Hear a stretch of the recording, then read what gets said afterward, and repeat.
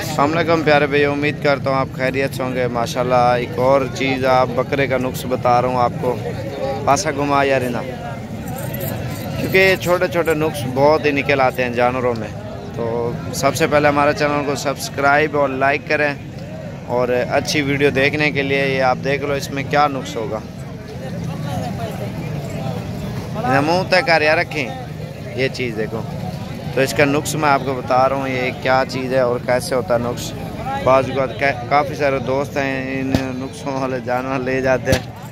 एक मिसाल चीज़ असल के पैसे दे जाते हैं, फिर होती बाद में नकल है। ये बकरा जो है ना, ये देखो लातू दे चाव है, ये कांज है कांज।